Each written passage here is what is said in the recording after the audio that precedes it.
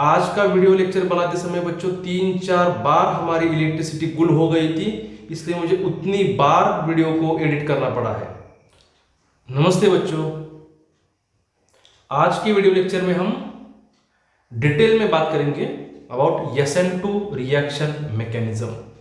ये एक substitution nucleophilic reaction का टाइप है और हमें SN2 रिएक्शन का मैकेनिज्म और उसका kinetics, that is speed of reaction, rate of reaction, inversion, उसे हम वाल्डन इन्वर्जन बोलते हैं, स्टीरियोकेमिस्ट्री और बहुत सारे एग्जांपल्स देखने हैं। सबसे कम समय में हम इसे पूरे करने की कोशिश करेंगे, लेकिन सभी कंसेप्ट को हम कवर करेंगे। आप पूरा प्रिपेयर होके बैठे, पूरा कॉन्सेंट्रेट होकर वीडियो को देखें। चलो let's start SN2 reaction mechanism. इस SN2 रिएक्शन मैकेनिज्म में S बड़ा लिखा हुआ होता है और N शॉर्ट लिखा हुआ होता है। S का मतलब होता है सब्स्टिट्यूशन, N का मतलब होता है न्यूक्लियोफिलिक और 2 का मतलब होता है इस कंसेप्ट में बच्चों bye molecular reaction. Bye molecular reaction को हम केमिकल काइनेटिक्स में पढ़ते हैं, वो भी हम मोलिकुलरिटी कंसेप्ट में पढ़ते हैं। और ये SN reaction mechanism is one step mechanism. ये क्या है? It is single step mechanism. It is single या फिर वन स्टेप रिएक्शन। और सिंगल स्टेप वाले रिएक्शंस को हम एलिमेंटरी रिएक्शंस बोलते हैं। Elementary reactions are those reactions which are taking in single step। उसके फर्दर सिंपलर रिएक्शंस नहीं हो सकते, इससे ज्यादा सिंपल रिएक्शन नहीं हो सकती, एक ही स्टेप में रिएक्शन होने वाली है। This type of reactions are called as elementary reactions, और यानी कि the simple reaction which cannot be further simplified, this single step reaction is called as elementary reaction. और एलिमेंटरी रिएक्शन में जितने भी रिएक्टेंट्स रिएक्शन में टेक पार्ट करते हैं उस रिएक्टेंट्स का नंबर यानी कि होता है मोलिकुलरिटी ऑफ दैट रिएक्शन। क्या होता है? मोलिकुलरिटी। ये बायोमोलिकुलर रिएक्शन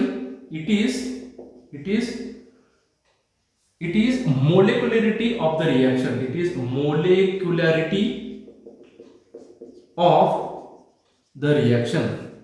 और अगर हम एलिमेंटरी रिएक्शन की मोलिकुलरिटी देखेंगे तो क्या होता है?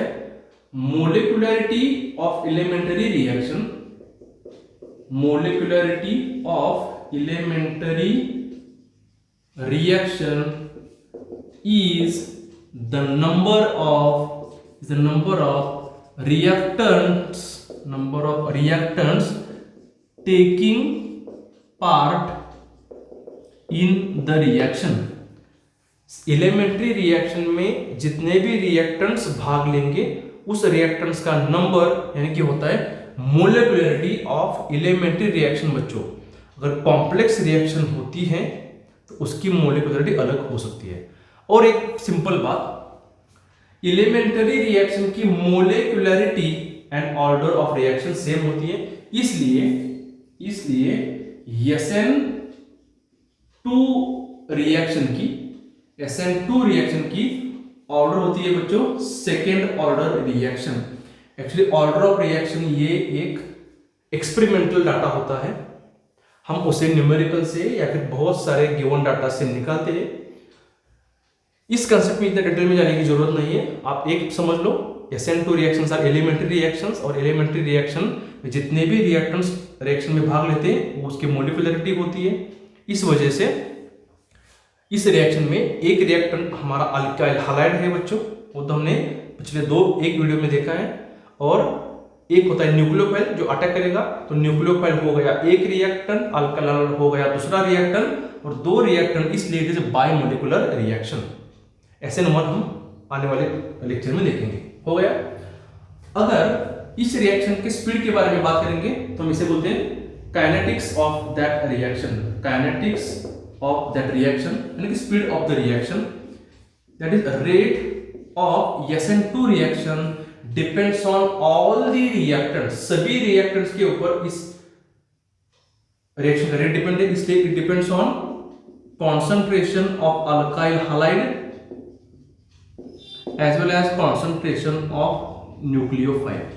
हमने जो भी न्यूक्लियोफाइल लिया है, हमने बहुत सारे न्यूक्लियोफाइल्स पिछले लेक्चर में देखे हैं। OH माइनस हो सकता है, साइनाइड का CN माइनस हो सकता है, NC माइनस हो सकता है, नाइट्राइट है, NO2 भी है, आयोडीन माइनस हो सकता है, N3 माइनस हो सकता है, RO अल्कोक्साइड आयन हो सकता है।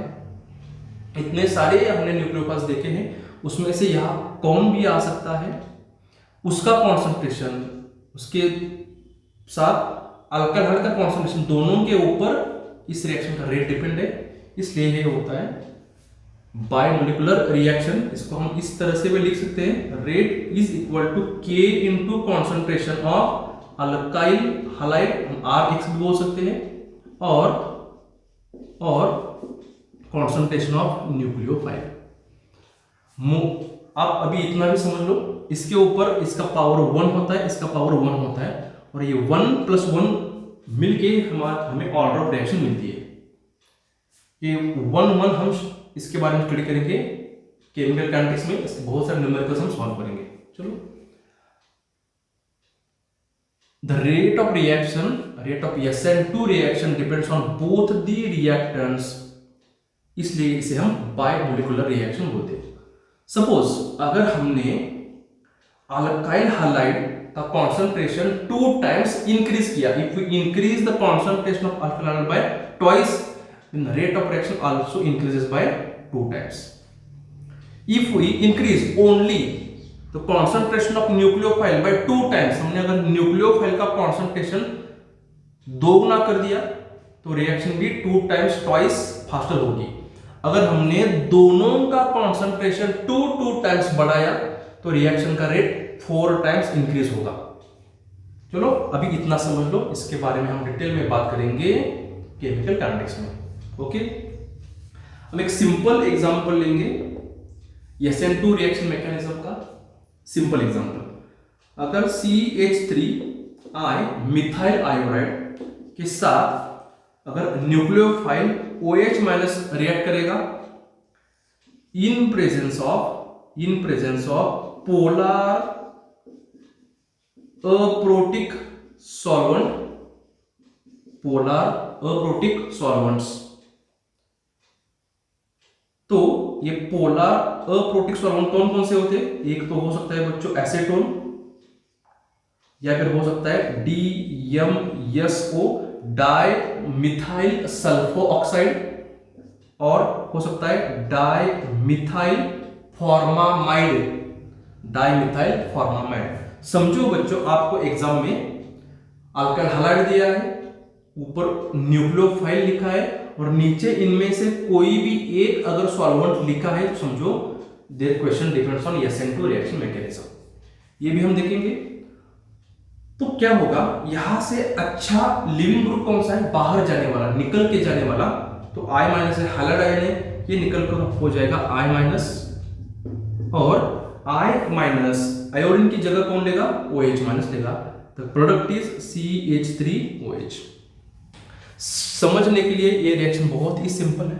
क्वेश्चंस इस तरह के सिंपल रिएक्शंस के ऊपर नहीं बनेंगे।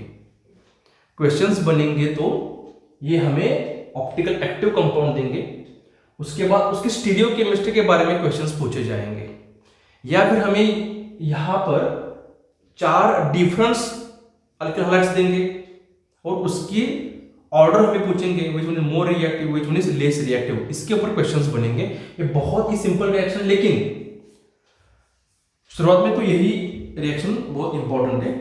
यहां पर अल्काइल, आयोडाइड, ब्रोमाइड, क्लोराइड हो सकता है। फ्लोराइड बहुत ही लेस रिएक्टिव है इस कंसेप्ट में। यहां पर हम हाइड्रोलिसिस और बॉयल भी लिख सकते हैं, हाइड्रोलाइसिस और बॉयल भी लिख सकते हैं। इस रिएक्शन को कुछ इस तरह से पूछा जाता है, explain the alkaline hydrolysis of, और explain the mechanism for alkaline hydrolysis of methyl iodide, methyl bromide, methyl chloride etcetera etcetera. इसका पूरा मैकेनिज्म एक्सप्लेन करूं। ये OH माइनस हमें मिलता है एक्वियस के OH से, हम ले सकते हैं एक्वियस NaOH से, हम ले सकते हैं मॉइस्ट Ag2O, और हमें H2O से भी मिलता है। हमने पिछले वीडियो में इसको डिटेल में देखा है। एक बात याद रखो, यहाँ पर हम अल्कोहलिक KOH और अल्कोहलिक NaOH नहीं लेंगे, वो एलिमिनेशन रिएक्शन को कैरी करते हैं। ये सिंपल रिएक्शन हो गई है। इसको अगर हम इस चारों की बात करेंगे सॉल्वेंट्स के बारे में। ये सॉल्वेंट्स क्या करते हैं, ये एसीटोन है बच्चों, एसीटोन ऐसे लिखते हैं हम CH3 C double bond O और CH3। ये डाई मिथाइल सल्फोक्साइड है CH3 yes double bond O और CH3।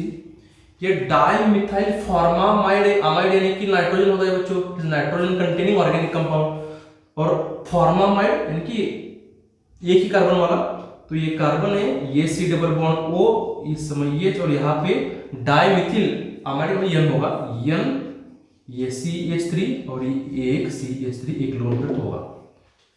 इस पर हम बाद में आएंगे, हमने स्ट्रक्चर लिखे है यहाँ पे। अब ये रिएक्शन होती कैसी है, इसलिए हम बोलेंगे mechanism. It is the mechanism. Mechanism बहुत ही सिंपल होते हैं बच्चों, हमने बहुत सारे मैकेनिज्म पिछले वीडियो में देखे। मैकेनिज्म पहले नहीं होते, पहले रिएक्शन कैरी करते हैं, उसके बाद उस रिएक्शन का रिएक्टेंट और प्रोडक्ट जब देखा जाता है तो इमेजिन करते हैं, हाइपोथेटिकली वहां तक पहुंचते हैं कि ये रिएक्शन को रिएक्टेंट से प्रोडक्ट तक जाने के लिए कौन कौन से स्टेप से जाना होगा, कौन कौन से स्टेप बीच में आए होंगे, और उस सिंपल स्टेप को मिला के क्या होता है मैकेनिज्म ऑफ द रिएक्शन। ये हाइपोथेटिकल है बच्चों, ये पाथ वे है, इस पाथ से ये फॉरवर्ड हो गया होगा, ऐसा हम इमेजिन करते हैं। मैकेनिज्म के बाद रिएक्शन नहीं होती। अब एक बार समझ लो, रिएक्शन के बाद मैकेनिज्म को पढ़ा जाता है। इस एग्जांपल का अगर हम मैकेनिज्म देखेंगे, CH3I OH- methyl iodide reacts with nucleophile OH- to give methyl alcohol. It is very simple reaction. हमने यहां पर मिथाइल ही क्यों लिया है उसके बारे में भी हम बात करेंगे। सबसे पहले मैकेनिज्म में, ये मैकेनिज्म सिंगल स्टेप मैकेनिज्म है, एक ही स्टेप में सब कुछ होगा।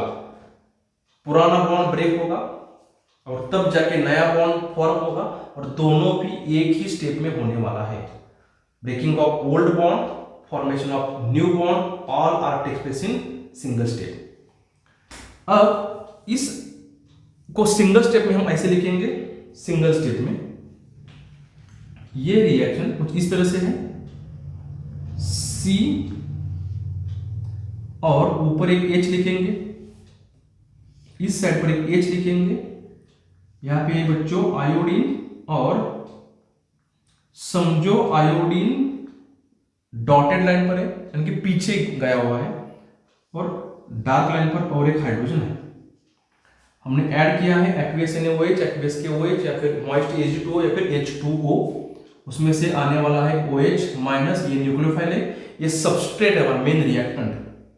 एरो पर लिखेंगे ये स्लो रिएक्शन है, और केमिकल काइनेटिक्स हमें बताता है slow reaction can determines the rate of reaction, hence हम क्या बोलेंगे rate determining step in presence of acetone और in presence of dimethyl sulfoxide और in presence of dimethyl formamide. ये पोलर अप्रोटिक सॉल्वेंट होता है। ये क्या कर रहे हैं हम यहां पर देखने वाले हैं।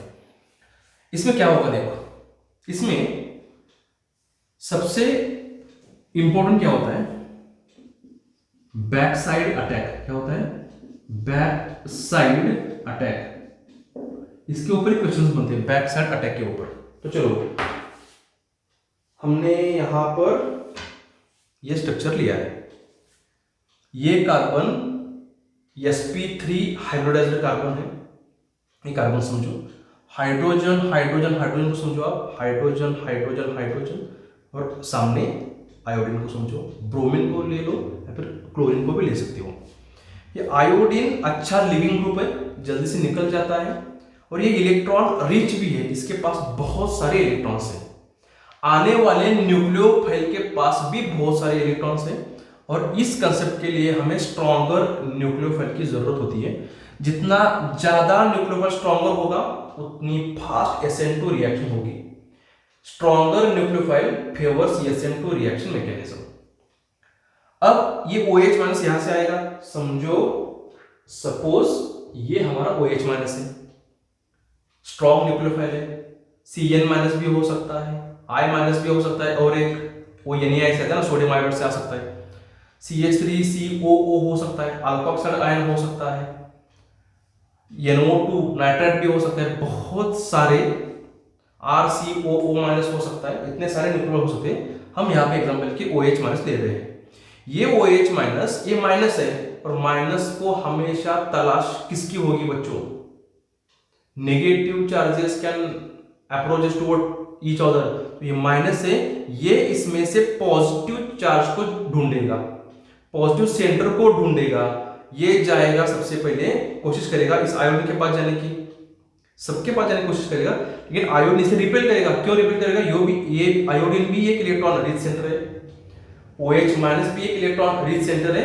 तो ये आयोडीन इसे इतना रिपेल करेगा कि ये इस आयोडीन से बचने के लिए इससे एग्जैक्टली अपोजिट साइड से अटैक करेगा। यहां पर इसे रिपल्शन बिल्कुल भी नहीं है। लेकिन अगर ये इलेक्ट्रॉन रिच सेंटर बच्चों पीछे से आ रहा है, तो उस समय इस हाइड्रोजन के पोजीशन भी फर्क पड़ने वाला है। तो क्या होगा? ये पीछे से आ रहा है, उसी समय यह हाइड्रोजन थोड़ा इंक्लाइन है, ये इस तरह से आ जाएगा, सीधा हो जाएगा। ये भी थोड़ा इंक्लाइन, ये भी सीधा हो जाएगा, और ये भी सीधा हो जाएगा। और ये तीनों हाइड्रोजन इस कार्बन के प्लेन में पहले तो आ जाएंगे, और ये OH माइनस जाके इसके साथ पार्शियल बॉन्ड बनाएगा, आधा बॉन्ड बनाएगा। उसी समय इसमें से आधा बॉन्ड ब्रेक होगा। SN2 में सबसे इंपॉर्टेंट बात क्या है बच्चों? जब तक यहां से स्ट्रॉन्गर न्यूक्लियोफाइल नहीं आता, तब तक ये आयोडीन माइनस, Cl माइनस या फिर Br माइनस यहां से लीव नहीं करेगा। क्योंकि ये जो H है, ये इलेक्ट्रॉन डोनेटिंग ग्रुप्स नहीं है।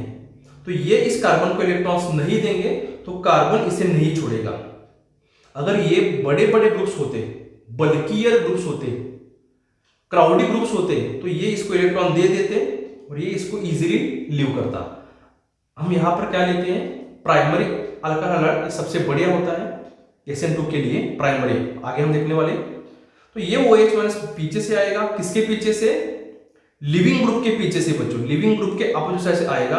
उसके साथ ये ग्रुप थोड़े अपनी पोजीशन चेंज करेंगे, वो कार्बन के प्लेन में आ जाएंगे, क्योंकि ये H जाके यहां पर तो नहीं आएगा, इस पर इससे भी रिपल्शन होने वाला है, ये भी इलेक्ट्रॉन रिच सेंटर है। तो ये हाइड्रोजन, ये वाला हाइड्रोजन दोनों के बीच में आ जाएगा, दोनों के OH और Cl के बीच में आ जाएगा।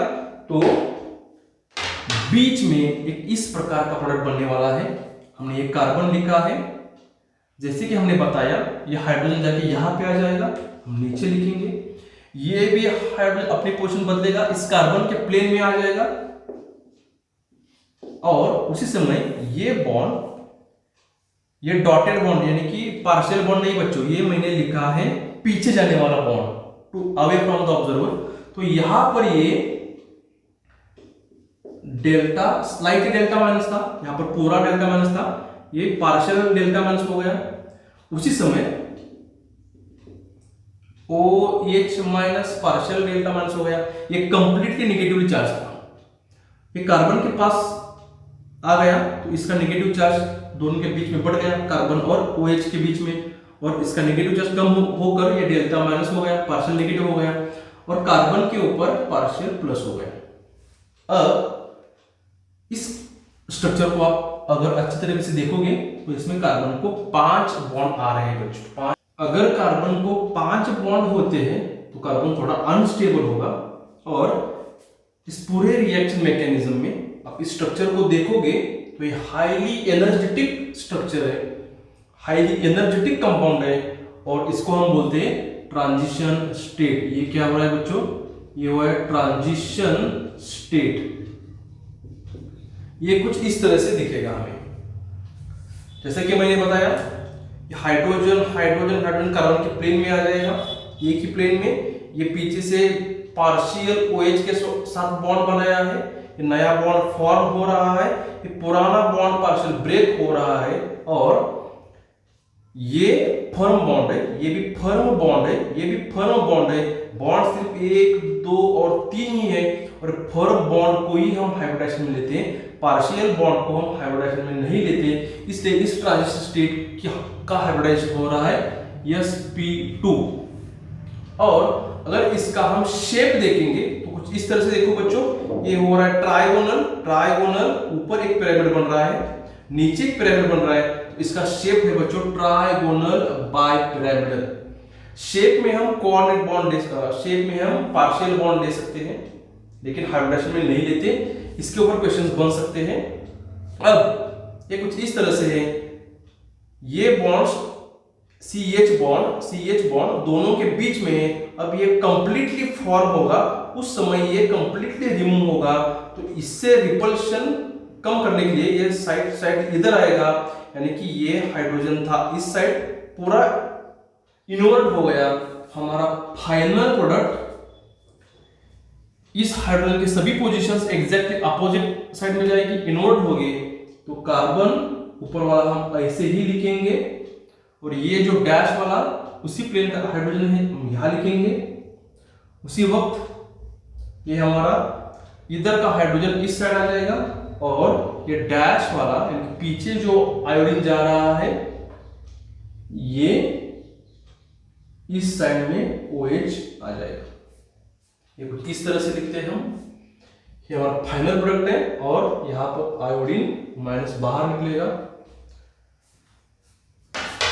हम इसे इन्वर्टेड प्रोडक्ट बोलते हैं, कंप्लीट इन्वर्जन बोलते हैं। इसको इस प्रकार के इन्वर्जन को पहली बार स्टडी किया था वाल्डन नामक शास्त्रज्ञ ने, इसे बोलते हैं वाल्डन इन्वर्जन। क्या बोलते हैं? Walden inversion. Okay, it is the reaction. इस रिएक्शन को, इसके ऊपर क्वेश्चंस बहुत सारे बनते हैं। ये प्राइमरी ही क्यों प्रेफरेबल है, टर्शरी के रिएक्शंस क्यों नहीं करते? अगर चलो ये भी हम देखेंगे। एक बात क्या होती है बच्चों, अगर हम स्टीरियोकेमिस्ट्री के बारे में बात करेंगे, स्टीरियोकेमिस्ट्री इसकी, तो ये इन्वर्जन हो रहा है। इन्वर्जन का मतलब ये होता है कि पोजीशंस चेंज होंगे, कॉन्फ़िगरेशन चेंज होगा। रिएक्टेंट का कॉन्फ़िगरेशन एग्जैक्टली अपोजिट होगा प्रोडक्ट में। कॉन्फ़िगरेशन, एक कॉन्फ़िगरेशन वर्ड के लिए हमने बीच में RS कॉन्फ़िगरेशन आपको सिखाया था, इसी कंसेप्ट के लिए। तो इसका कॉन्फ़िगरेशन चेंज होगा। मैं इसे आइसोमर नहीं बोलूंगा, आप भी नहीं बोलोगे, क्योंकि ये इसका आइसोमर नहीं है। इसमें आयोडीन है, उसमें OH है। अगर मॉलिक्यूलर फॉर्मूला सेम नहीं है बच्चों, तो मॉलिक्यूलर फॉर्मूला सेम नहीं होता है तो आइसोमर नहीं होगा। लेकिन रिएक्टेंट का कॉन्फ़िगरेशन प्रोडक्ट से एग्जैक्ट अपोजिट होने वाला है। अगर हम इस मिथाइल हैलाइड के बदले अगर हम टर्शियरी ग्रुप ले लेते हैं बच्चों, आप इसे इमेजिन करो और देखो, टर्शियरी ग्रुप ले लेते हैं तो ये एक मिथाइल ग्रुप होगा, ये भी मिथाइल, ये भी मिथाइल। मिथाइल थोड़ा बल्कियर ग्रुप है, क्राउडी ग्रुप है, इलेक्ट्रॉन्स में बहुत ज्यादा है। तो ये मिथाइल ग्रुप शायद इथाइल भी हो सकता है, आइसोप्रोपाइल हो सकता है, और कोई बड़ा वाला ग्रुप होता है, तो ये इस कार्बन को इलेक्ट्रॉन्स दे देगा। इलेक्ट्रॉन EDG होगा, इलेक्ट्रॉन डोनेटिंग ग्रुप। ये भी ग्रुप कार्बन को इलेक्ट्रॉन देगा, तो कार्बन और इस हैलोजन के बीच में से बॉन्ड अपने आप ब्रेक होने लगेगा। इसके लिए किसी न्यूक्लियोफाइल की जरूरत बिल्कुल भी नहीं है, क्योंकि यहाँ पे अगर प्राइमरी बहुत फेवर करता है SN2 रिएक्शन, तो प्राइमरी होने की वजह से यहाँ पे क्राउडी ग्रुप नहीं है, तो ये कार्बन इसमें से बॉन्ड अपने आप ब्रेक नहीं करेगा। उसके साथ और भी देखो, अगर यहाँ पे कोई क्राउडी ग्रुप्स होते हैं तो इसमें से पॉजिटिव सेंटर ये कार्बन है। न्यूक्लियोफाइल अगर आता है तो न्यूक्लियोफाइल को ये पॉजिटिव सेंटर नहीं मिलेगा। ये नेगेटिव वाला न्यूक्लियोफाइल ढूंढते ढूंढते किसके पास आने की कोशिश करेगा? पॉजिटिव सेंटर के पास। लेकिन ये पॉजिटिव सेंटर बीच में जाके चिप जाएगा। जब इसके पास बहुत सारे बल्कियर ग्रुप्स होंगे तो वो उसे ढूंढ नहीं पाएगा। इसलिए SN2 रिएक्शन के लिए हमें इस कार्बन के साथ कार्बन के पास ये हालोजन छोड़ के बड़े वाले ग्रुप्स नहीं होने चाहिए, बड़े वाले ग्रुप्स नहीं होने चाहिए। इसका मतलब ये हमारा अल्फा कार्बन है, तो carbon directly bonded to halogen is the alpha carbon. Alpha से जो पीछे आएगा वो बीटा कार्बन होगा। ये बीटा वाला कार्बन अल्काइल हैलाइड में से आइदर प्राइमरी होना चाहिए या फिर सेकेंडरी होना चाहिए, तभी जाके वो SN2 रिएक्शन शो करेगा। अगर हम रिलेटिव ऑर्डर देखेंगे, रिलेटिव ऑर्डर किसकी, रिएक्टर्स की, जो SN2 रिएक्शन दिखाते हैं, तो इसमें 3 कंसेप्ट आएंगे। एक तो अल्काइल हैलाइड्स जिसमें हालोजन एटम सेम हो, यानी कि लिविंग ग्रुप सेम हो, और अल्काइल हैलाइड्स अगर हम रिलेटिव ऑर्डर चेक करेंगे, रिलेटिव यानी कि comparative order for SN2 reaction mechanism, एक बात इसमें यह आती है, इफ हालोजन का मतलब ये होता है X, और हम इसे लिविंग ग्रुप भी बोल सकते हैं। अगर लिविंग ग्रुप सेम हो और अल्काइल हैलाइड्स अलग अलग हो, तो इसमें कंसेप्ट देखो, मिथाइल हैलाइड, मिथाइल क्लोराइड समझो, primary alkyl chloride, secondary alkyl chloride और टर्शियरी अल्काइल क्लोराइड हो सकता है। Methyl iodide, primary alkyl iodide, secondary alkyl iodide या फिर टर्शियरी अल्काइल आयोडाइड या फिर ब्रोमाइड हो सकता है। सभी लिविंग ग्रुप एक होने चाहिए, तब प्राइमरी इज मोर रिएक्टिव और टर्शियरी इज मोर रिएक्टिव। अभी हमने देखा उस समय primary more reactive, primary alkyl halide is more reactive than secondary alkyl halide, which one is more reactive than tertiary alkyl halide, and इससे ज्यादा reactive कौन है, तो मिथाइल हैलाइड। इसमें एक बात क्या होती है, इसमें स्टेरिक हिंड्रेंस बहुत कम होता है। इसका कंसेप्ट क्या आ जाएगा, स्टेरिक हिंड्रेंस यानी कि कुछ तो बीच में उस न्यूक्लियोफाइल को ढूंढने में तकलीफ हो रही है, हर्डल्स बीच में है। अगर यहां पे बल्कियर ग्रुप्स होते हैं तो स्टेरिक हिंड्रेंस बढ़ेगा, उस न्यूक्लियोफाइल को ये पॉजिटिव सेंटर नहीं मिलेगा। बल्कियर ग्रुप्स जितने ज्यादा, उतना ज्यादा स्टेरिक हिंड्रेंस, उतनी रिएक्टिविटी कम। तो स्टेरिक हिंड्रेंस के बारे में अगर बात करेंगे तो reactivity of SN2 reaction is inversely varies with steric hindrance. इसमें steric hindrance is inversely related to reactivity of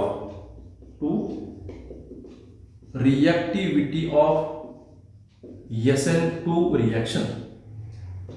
दूसरी बात यह है, अगर अल्काइल ग्रुप सेम हो, इफ R इज सेम, अगर अल्काइल ग्रुप सेम होता है और हालोजन ग्रुप डिफरेंट होता है, suppose methyl iodide, methyl bromide, methyl chloride, methyl fluoride, तो इनमें सबसे ज्यादा रिएक्टिव कौन है, जितना स्ट्रॉन्गर लिविंग ग्रुप उतनी रिएक्टिविटी SN2 की ज्यादा होगी। और आयोडीन, ब्रोमीन, क्लोरीन और फ्लोरीन में सबसे ज्यादा लिविंग ग्रुप अच्छा होता है आयोडीन। तो इस कंसेप्ट में alkyl iodide is more reactive than alkyl bromide, which one is more reactive than alkyl chloride, which one is more reactive than alkyl fluoride। ये जो F होता है ये पुअर लिविंग ग्रुप होता है, पुअर लिविंग बाहर जाने वाला ग्रुप, और आयोडीन जो होता है इट इज बेस्ट और स्ट्रॉन्गर लिविंग ग्रुप। और एक बात क्या होती है बच्चों, तीसरी बात, इसमें कोई रिलेटिव ऑर्डर नहीं आती है। अगर हमने ये देखा है, those primary and secondary alkyl halides shows SN2 reaction mechanism, those primary and secondary alkyl halide shows SN2 reaction in which beta carbon has either primary और सेकेंडरी, इसमें बीटा कार्बन प्राइमरी या फिर सेकेंडरी हो, तो वो primary and secondary alkyl halides are more reactive towards SN2 reaction mechanism. इसका एक example हम देखेंगे तो आपको बिल्कुल समझ में आ जाएगा। एक तो प्राइमरी अल्काइल रिएक्टिव है ही बच्चों, उसमें भी क्या होना चाहिए, इसका एग्जांपल आपको अच्छी तरीके से समझाने के लिए हम लेंगे C5H11 और Br, अल्काइल ब्रोमाइड है। इसके बहुत सारे आइसोमर्स हो सकते हैं, हम कुछ प्राइमरी आइसोमर्स बनाएंगे, प्राइमरी आइसोमर्स। तो एक तो ये होगा CH3 CH2 4 टाइम्स और Br। आपको बीटा कार्बन बताने के लिए हम कुछ डिटेल में लिखेंगे, CH3 CH2 CH2 CH2 CH2 और Br। ये हमारा अल्फा कार्बन है और ये बीटा कार्बन है। इस कंसेप्ट को अगर हम देखेंगे तो बीटा कार्बन हमारा सेकेंडरी कार्बन है और सेकेंडरी हमें चलता है, और ये कार्बन लेस क्राउडी कार्बन है क्योंकि इसको 2 हाइड्रोजन है और एक ही R ग्रुप है। तो ये इलेक्ट्रॉन डिफ्यूजन सेंटर इन दोनों में से न्यूक्लियोफाइल इजीली ढूंढ पाएगा। इसका अगर हम टर्शियरी आइसोमर बनाएंगे या फिर सेकेंडरी आइसोमर बनाएंगे, टर्शियरी आइसोमर तो कुछ इस तरह से होगा, CH3C क्वार्टर देन होगा बच्चों, टर्शियरी भी नहीं, CH3CH2Br, ये हमारा अल्फा कार्बन है और ये बीटा कार्बन है। और इस स्ट्रक्चर में बीटा कार्बन क्वार्टरनरी कार्बन है बच्चों। क्वार्टरनरी हमें तो यहाँ पर सिर्फ सेकेंडरी और टर्शियरी ही चल सकता है, क्वार्टरनरी नहीं चलेगा। तो ये अल्फा कार्बन, ये बीटा कार्बन, ये इलेक्ट्रॉन डिफिशिएंट होने वाला है, लेकिन इसके पास इतना कुछ बल्कि ग्रुप है, बड़ा वाला ग्रुप है, तो न्यूक्लियोफाइल इस कार्बन को ढूंढ ही नहीं पाएगा। It is very very very less reactive towards SN2 reaction mechanism. तो रिएक्शन को शो करने के लिए हमें बीटा कार्बन आइदर प्राइमरी और सेकेंडरी होना चाहिए। और इसको भी अगर देखेंगे CH3CCH3 और आगे जाके ये CH2 और ये CH3 और CH2Br, ये अल्फा है, ये बीटा है, फिर एक बार बीटा कार्बन बच्चों टर्शियरी आ रहा है, तो ये भी बहुत कम रिएक्टिव है towards SN2 reaction mechanism, towards SN2 reaction mechanism. Comparison करने के लिए ये ऑर्डर्स हो गए, लेकिन इन ऑर्डर में बहुत सिंपलिसिटी क्या है, तो यहाँ पे X सेम है, इसमें R सेम है। और अगर हम इसके बारे में बात करेंगे और इन दोनों को कंपेयर करेंगे, क्वेश्चन अगर दोनों के ऊपर बनता है और या इन चारों के ऊपर अगर क्वेश्चन बनता है, चारों के ऊपर भी, तो इनमें से सबसे बढ़िया SN2 रिएक्टेंट कौन है बच्चों? तो ये सबसे बढ़िया है क्योंकि ये प्राइमरी है और इस लेस क्राउडी भी है, स्टेरिक हिंड्रेंस बहुत कम है। आप बोलोगे ये भी प्राइमरी और ये भी प्राइमरी, सेकेंडरी है। एग्जैक्टली ये प्राइमरी क्योंकि इस कार्बन, ये कार्बन आगे जाके एक ही कार्बन का अटैच हुआ है, लेकिन वो प्राइमरी सेकेंडरी कंसेप्ट कब, जब R ग्रुप सेम होता है। तो यहाँ पे R ग्रुप सेम नहीं है, ये R ग्रुप नियोपेंटाइल है और ये सिर्फ आइसोप्रोपाइल है। ये अल्फा कार्बन है बच्चों, ये बीटा कार्बन है, ये भी बीटा कार्बन है। बीटा कार्बन फिर एक बार प्राइमरी है, बीटा कार्बन फिर एक बार प्राइमरी है। यहाँ पे स्टेरिक हिंड्रेंस कम होगा, इस पॉजिटिव सेंटर को न्यूक्लियोफाइल इजीली ढूंढ पाएगा। तो ये isopropyl bromide is much reactive towards SN2 reaction then neopentyl bromide and again then that tertiary pentyl bromide. Okay, आपने समझ आ रहा है? तो ये 3 कंसेप्ट बहुत ही इंपॉर्टेंट है। अगर हम पहले हमने एग्जाम्पल में लिखा था these are some polar aprotic solvents, हमें देखना है कि ये पोलर अप्रोटिक सॉल्वेंट्स SN2 की रिएक्टिविटी कैसे बढ़ाते हैं। ये एसीटोन है, ये DMSO डाइमिथिल सल्फॉक्साइड और ये DMF डाइमिथिल फॉर्माल्डिहाइड है बच्चों। सभी में पोलर अप्रोटिक सॉल्वेंट्स है बच्चों। पोलैरिटी यानी कि ऑक्सीजन डेल्टा माइनस, ये carbon delta plus, oxygen delta minus, sorry बच्चों, यस डेल्टा प्लस, ये carbon delta plus, oxygen delta minus. और ये जो कार्बन है ये बल्कियर ग्रुप के बीच में जाके छिपा है। दोनों तीनों में भी यही कंडीशन है। इसमें एक बात क्या होती है, ये जो इलेक्ट्रॉन रिच सेंटर है, ये भी इलेक्ट्रॉन रिच है, ये भी इलेक्ट्रॉन रिच है। ये जब पोलर अप्रोटिक सॉल्वेंट प्रेजेंट होता है रिएक्शन में, ये जो न्यूक्लियोफाइल हमने यूज किया है SN2 रिएक्शन में अटैक के लिए, स्ट्रॉन्गर न्यूक्लियोफाइल, इसकी न्यूक्लियोफिलिसिटी बढ़ाता है, इसकी न्यूक्लियोफिलिसिटी बढ़ाता है, यानी कि अगेन स्ट्रॉन्गर न्यूक्लियोफाइल उसको तैयार करता है। ये तो न्यूक्लियोफाइल पहले से ही स्ट्रॉन्गर है, उसकी न्यूक्लियोफाइल की एक्टिविटी और बढ़ाता है, इसलिए this polar aprotic solvents increases और favours the SN2 reaction mechanism. अब देखो हमें स्टीरियोकेमिस्ट्री के बारे में बात करना है। मैं इस सबको इरेज कर लूं। इरेज करने से पहले इसकी रिएक्टिविटी ऑर्डर आपको मालूम हो गई। इनमें से सबसे ज्यादा रिएक्टिव कौन होगा, तो सबसे ज्यादा रिएक्टिव ये होगा, इसके बाद ये 2 नंबर में होगा, ये सेकेंडरी है, फिर भी इसकी रिएक्टिविटी इन दोनों से ज्यादा है। इसके बाद ये वेरी पुअर होगा और सबसे पुअर ये होगा, क्योंकि इसमें बीटा कार्बन इस क्वार्टरनरी, इसमें बीटा कार्बन टर्शरी है। स्टीरियोकेमिस्ट्री क्या होती है बच्चों, स्टीरियोकेमिस्ट्री इसमें हमें इन्वर्जन देखना है, और इन्वर्जन का नाम हमने बताया है आपको, इट इज वाल्डन इन्वर्जन। क्या होता है, वाल्डन इन्वर्जन। स्टीरियोकेमिस्ट्री में अगर हम देखेंगे तो SN2 रिएक्शन में क्या होता है, there is back side attack in stereochemistry due to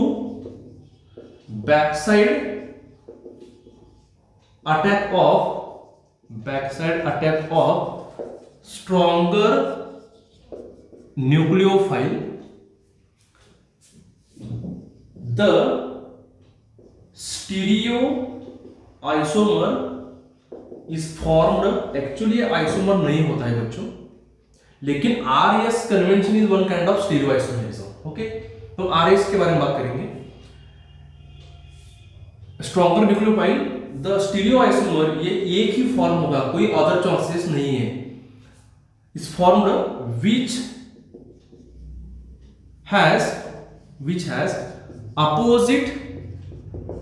which has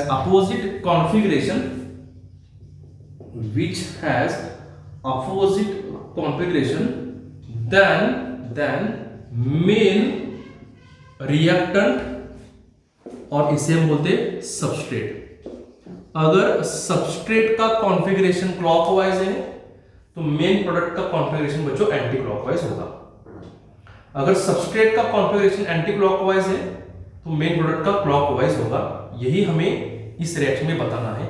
it is due to completely back side attack. और बैक साइड अटैक क्यों होता है ये भी हमने आपको बताया है। अगर हम 2 एग्जांपल लेंगे यहां पर, सपोज C6H13 है, इसके साथ समझो ये कार्बन है, और यहाँ पे ब्रोमीन कंसीडर करो, हाइड्रोजन, दिस साइड मिथाइल, और इसके ऊपर अगर न्यूक्लियोफाइल यानी कि OH माइनस का अटैक होता है और ये SN2 रिएक्शन को फेवर करता है, यहाँ पर आप पोलर अप्रोटिक सॉल्वेंट्स लिखो, तो आने वाला प्रोडक्ट क्या होगा, प्रोडक्ट हम इजीली बताएंगे। ये ब्रोमीन अच्छा लिविंग ग्रुप है बच्चों, bromine is good leaving group, और ये ब्रोमीन निकल के OH माइनस आएगा, लेकिन ब्रोमीन के अपोजिट साइड में आने वाला है। ब्रोमीन के अपोजिट, ये फिशर फार्मूला है, सिर्फ हम हॉरिजॉन्टल लाइन पर चेंज करेंगे। हम यहां पर OH लिखेंगे, C6H13 इस साइड लिखेंगे, EH और CH3 होगा, और हमारा बाहर निकलने वाला कौन सा है, बाहर निकलने वाला है Br माइनस। तो कॉन्फ़िगरेशन चेंज होगा, मतलब क्या होगा, यहां पर देखो, अगर हम इसके RS कन्वेंशन के बारे में बात करेंगे तो EH को 4th प्रायोरिटी आएगी। हम RS कन्वेंशन में प्रायोरिटी के बारे में बात करते हैं, इसमें से सबसे फर्स्ट प्रायोरिटी ब्रोमीन को होगी, सेकेंड प्रायोरिटी C6H13 को होगी और थर्ड प्रायोरिटी CH3 को होगी। इसमें कोई हम चेंज क्यों नहीं करेंगे, क्योंकि लोवेस्ट प्रायोरिटी वाला ग्रुप बच्चों वर्टिकल लाइन पर मौजूद है। ये सब हमने आरएस कन्वेंशन में देखा है, अगर आपको मालूम नहीं तो पिछले वीडियोस देखो, जरूर देखो। यहां पर देखो ऑक्सीजन का ये OH ऐसा होता है बच्चों, oxygen is directly attached to that chiral centre.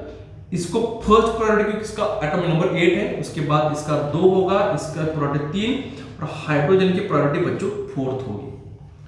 ये भी हाइड्रोजन वर्टिकल लाइन पर लाई है, इसलिए हम सिर्फ रोटेशन देखेंगे। ये 1 से हो रहा है 3 की तरफ, ये एंटी क्लॉकवाइज, इसलिए हम यस बोलेंगे। और ये 1 2 3 क्लॉकवाइज, इसलिए आर बोलेंगे। It is called as inversion, ये हो रहा है इन्वर्जन और अपोजिट कॉन्फ़िगरेशन। इस एग्जांपल में हम बच्चों डेक्स्ट्रो लेवो के बारे में बात नहीं कर सकते, क्योंकि ये एग्जैक्टली सेम मॉलिक्यूलर फॉर्मूला वाले कंपाउंड नहीं है। अगर सेम मॉलिक्यूलर फॉर्मूला वाले कंपाउंड होते हैं तो हम डेक्स्ट्रो लेवो बताते हैं। ऐसा भी हो सकता है, अगर आपको डेक्स्ट्रो लेवो बताएंगे हम, तो देखो एक एग्जांपल लेंगे डेक्स्ट्रो लेवो के लिए। इसके लिए मॉलिक्यूलर फॉर्मूला सेम होना चाहिए। देखो हम यहाँ पे आयोडीन लेंगे, ये चलो इधर मिथाइल और इधर इथाइल, आपको शॉर्ट फॉर्म मालूम है, ये मिथाइल ET इथाइल। अटैक करेंगे Na sodium iodide in presence of acetone. इसमें से न्यूक्लियोफाइल होगा I-। ये इसमें देखो iodine is good leaving group, इसमें से आयोडीन निकलकर यहां से आयोडीन माइनस आएगा, लेकिन स्ट्रक्चर जब हम लिखेंगे वर्टिकल लाइन वैसे ही लिखेंगे और ये आयोडीन इससे अपोजिट साइड पर आने वाला है। इथाइल राइट हैंड साइड पर जाएगा, ऊपर H नीचे CH3। इस एग्जांपल में हम दोनों के बारे में बात कर सकते हैं, configuration as well as dextro levo form, क्योंकि दोनों का मॉलिक्यूलर फॉर्मूला सेम है बच्चों। अगर आप इसे डेक्स्ट्रो बोलेंगे क्योंकि ये ऑप्टिकल एक्टिव है, ये कायरल सेंटर है, इसकी मिरर इमेज, ये इसकी मिरर इमेज है ना, और मिरर इमेज होती है तो ये लिवो होगा। अगर आप इसे लिवो बोलेंगे तो ये डेक्स्ट्रो होगा। इसमें से कौन सा डेक्स्ट्रो कौन सा लिवो, ये प्रैक्टिकली हम जान सकते हैं। ये हमने प्लेन पोलर लाइन में बताया है पिछले वीडियोस में। अगर आप इसे लिवो बोलेंगे तो ये डेक्स्ट्रो होगा, इसे डेक्स्ट्रो बोलेंगे तो ये लिवो होगा।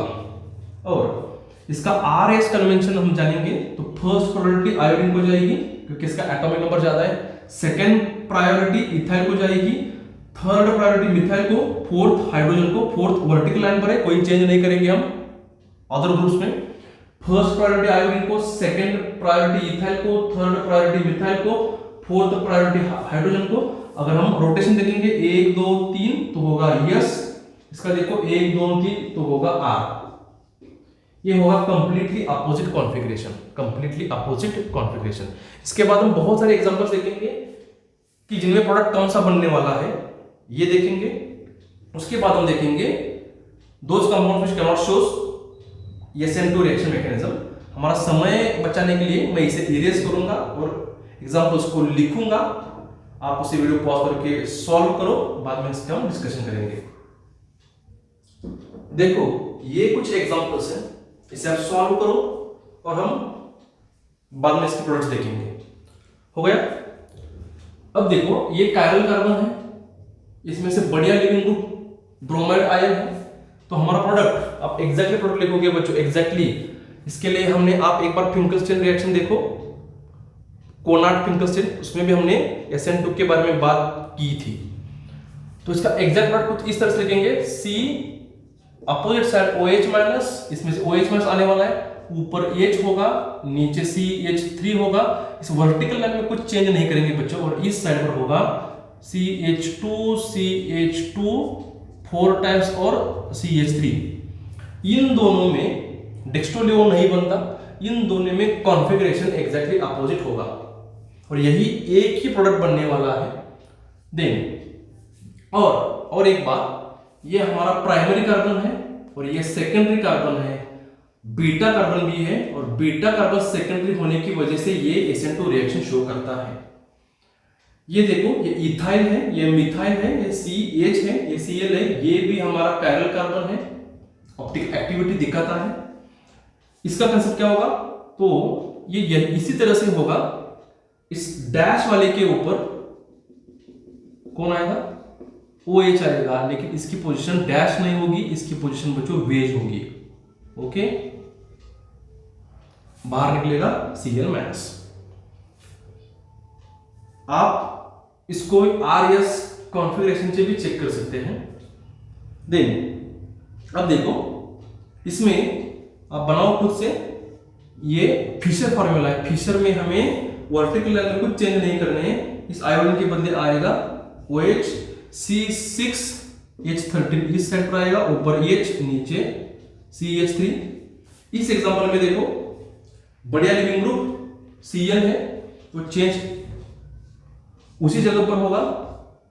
ये Cl के बदले OH ऊपर आएगा, Cl के बदले आने वाला है OH, लेकिन वो भी ऊपर की साइड, नीचे आएगा EH। यहां पर कोई बदलाव नहीं होगा, CH3 as it is and EH। और देखो ये बच्चों इसमें बॉन्ड्स नहीं है, ये sp3 ही है, तो SN2 रिएक्शन फेवरेबल है। यहां पर देखो इसमें से सबसे अच्छा very good leaving group is Br-, तो चेंज इस हॉरिजॉन्टल लाइन पर होगा। यहां पर इस ऑप्टिकल सेंटर पर, इस कायरल सेंटर पर कोई चेंज नहीं होगा। तो आने वाला प्रोडक्ट, इसके 4 ऑप्शन आपको मिलेंगे। यानी I लिखा है, Br के बदले आयोडीन आने वाला, लेकिन इस साइड पर आने वाला है, राइट साइड पर CH3, ऊपर EH, OH as it is, CH3 also as it is और EH। इसके 4 ऑप्शंस आपको मिलेंगे। एक और ऑप्शन में OH यहां पर देंगे, CH3 यहां पर देंगे, और एक ऑप्शन में यहां मिथाइल दे सकते हैं, ये यहां पर दे सकते हैं, लेकिन चेंज सिर्फ इस हॉरिजॉन्टल लाइन पर होगा जहां से लिविंग ग्रुप जाने वाला है। ये एग्जांपल हमने देखा है अभी आपको टेक्सटुअली वो बताते समय, इजी एग्जांपल है। यहां से जाने वाला है बच्चों आयोडीन जाने वाला है, और आने वाला है राइट हैंड इथाइल, यहां पर एक बार आयोडीन, ये EH और ये CH3। इसमें कॉन्फ़िगरेशन भी एग्जैक्ट अपोजिट होगा और टेक्सटुअली वो भी हो सकता है। इसमें देखो फिर एक बार देखो, ये कार्बन हमारा अल्फा कार्बन है ना, और ये अल्फा कार्बन ही टर्शियरी है बच्चों। ये डेल्टा प्लस होने वाला है, पार्शियल पॉजिटिव, लेकिन अगर OH- इस डेल्टा पॉजिटिव को ढूंढेगा तो OH- को ये कार्बन मिलेगा ही नहीं, क्योंकि इसके पास बहुत क्राउडी ग्रुप्स है, तो बहुत वीक SN2 रिएक्शन शो करेगा, बहुत पुअर प्रोडक्ट मिलेगा, बिल्कुल हम नहीं बोलेंगे। इस कंसेप्ट में भी देखो दोनों एक ही क्वेश्चन है। मैंने यहां पर बॉन्ड लाइन फार्मूला बनाया है बच्चों, क्वेश्चन पेपर में बॉन्ड लाइन फार्मूला ही बनेगा, ऐसे सिंपल क्वेश्चन नहीं देंगे। ये यही है CH3 ये भी इसी तरह के हैं। ये SN2 reaction very poor show करेगा। इन सभी एग्जांपल्स में देखो, ये हमारा अल्फा कार्बन है, ये बीटा टर्शियरी हो रहा है, ये बीटा टर्शियरी बहुत ही स्टेरिक हिंड्रेंस बढ़ रहा है, बहुत ही बल्कियर ग्रुप्स आ रहे हैं, तो ये भी SN2 रिएक्शन शो नहीं करेगा। इसमें भी देखो ये हमारा डबल बॉन्ड है, और डबल बॉन्ड को हम विनाइल बोलेंगे, इस प्रकार के विनाइल, यहां पर अगर X हो तो विनाइल हालाइड। अगर यहां पर पॉजिटिव सेंटर होगा तो पॉजिटिव सेंटर ये कार्बन होने वाला है, लेकिन ये कार्बन sp2 भी है, sp3 नहीं है, sp3 होना चाहिए था, और डबल बॉन्ड भी है। ये पाई इलेक्ट्रॉन्स आर डीलोकलाइज्ड, उसकी पोजीशन फिक्स नहीं होती है। अगर न्यूक्लियोफाइल इस कार्बन को ढूंढता है तो उस कार्बन को ढूंढते ये आने वाले न्यूक्लियोफाइल को ये पाई इलेक्ट्रॉन्स रिपेल करेंगे, रिपल्शन दिखाएंगे, और उसको उसके पास नहीं आने देंगे। ये एक रीजन हो गया। सेकेंड रीजन इज दैट ये रेजोनेंस स्टेबल हो रहा है, रेजोनेंस से स्टेबल होने की वजह से ये विनाइल हालाइड्स आर नॉट शोज और will not shows SN2 reaction mechanism. इसमें देखो ये हमारा अल्फा कार्बन है, लेकिन ये प्राइमरी भी है ना, ये सभी ये प्राइमरी अल्कोहल है। मैंने एग्जांपल में लिया था उस थर्ड वाले कंसेप्ट में जहां पर बीटा कार्बन की बात की थी। ये हमारा बीटा कार्बन है, ये प्राइमरी अल्काइल हैलाइड है बच्चों, फिर भी SN2 reaction very poorly show करता है, क्योंकि beta carbon primary and secondary नहीं है। Beta carbon is tertiary one, tertiary नहीं क्वार्टरनरी आ रहा है बच्चों, इसको 1 2 3 4 कार्बन अटैच है, तो ये वेरी पुअरली या फिर SN2 रिएक्शन वेरी इजीली नहीं दिखाएगा, ये भी नहीं दिखाएगा, ये भी नहीं दिखाएगा। ओके, इसमें देखो ये अराइल हैलाइड हेलो अरिन्स है, हेलो अरिन्स तो बिल्कुल नहीं दिखाते क्योंकि ये रेजोनेंस स्टेबल है।